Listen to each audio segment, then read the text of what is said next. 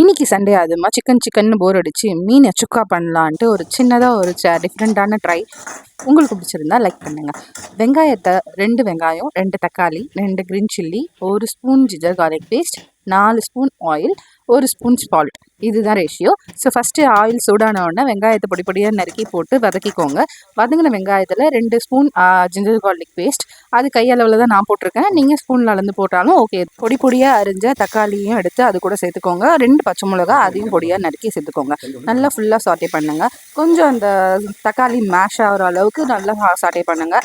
So ஒரு தட்டு போட்டு மூடி வச்சுருங்க, டிஸ்டர்ப் பண்ணாதீங்க. இப்போ மீனுக்கான மசாலா பார்ப்போம். Red chilli powder 1/2 spoon, 1 spoon of வீட்டு மிளகாத்தூள் இருக்கும் இல்லையா, நான் வீட்டில் நானே அரைச்சிப்பேன் அந்த மிளகாத்தூள், அண்ட் 1 ஸ்பூன் ஆஃப் சால்ட், ஒரு பிஞ்ச் டர்மரிக் பவுடர் போட்டுக்கோங்க. சைட் பை சைடு கொஞ்சம் குழம்புலையும் உப்பு போட்டுக்கலாம். ஸோ தக்காளி சீக்கிரமாக ஸ்மாஷ் ஆகிடும். ஸோ இதை நல்லா ஒரு தடவை சாட்டே பண்ணிவிட்டு மூடி போட்டு மூடிடுங்க. இதை டிஸ்டர்ப் பண்ண வேணாம். கையிலேயே நல்லா பிசைஞ்சு விட்டுக்கோங்க. ஒரு தவா எடுத்து 3 ஸ்பூன் எண்ணெய் வச்சுக்கோங்க. எண்ணெயில் மீனை போட்டு நல்லா ஷாலோ ஃப்ரை பண்ணி வச்சுக்கோங்க. ஸோ சைட் பை சைடு நான் கோகோனட் பேஸ்ட்டுக்கான இன்க்ரீடியன்ட் சொல்கிறேன், அதையும் நோட் பண்ணி வச்சுக்கோங்க. ஒரு 1/4 கப்பு கோகோனட் எடுத்துக்கோங்க. 2 ஸ்பூன் கர்ட் எடுத்துக்கோங்க.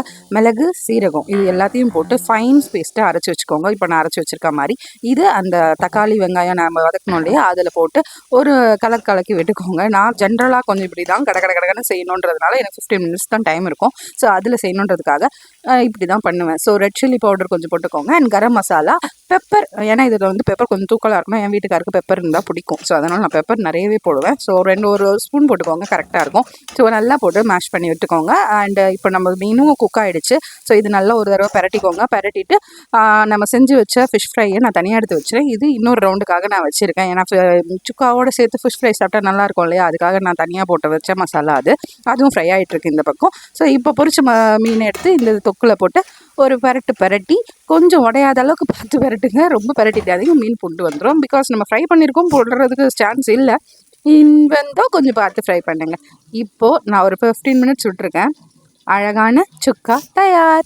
நான் இன்றைக்கி சண்டே அன்னைக்கு நல்ல ஃபிஷ் ஃப்ரை, சுக்கா, சுடுசாதம், இதுதான் நான் சர்வ் பண்ணேன். அவருக்கு ரொம்ப பிடிச்சிருந்தது. He is very happy. And நானும் சாப்பிட்டேன். ஒரு மாதிரி சிக்கன் டேஸ்ட்டில் இருந்தது. ஃபிஷ் லவ்வர்ஸ் இந்த மாதிரி செஞ்சு பார்த்தா திருக்க மீனில் செஞ்சிங்கன்னா இன்னும் நல்லாயிருக்கும். எனக்கு இந்த மீன் தான் கிடச்சிது, இதில் தான் பண்ணியிருக்கேன். தேங்க்ஸ் ஃபார் வாட்சிங். இதையே ட்ரை பண்ணிவிட்டு எப்படி இருந்ததுன்னு சொல்லுங்கள். சூப்பராக இருந்துச்சுன்னு என் வீட்டுக்கார் சொன்னார்.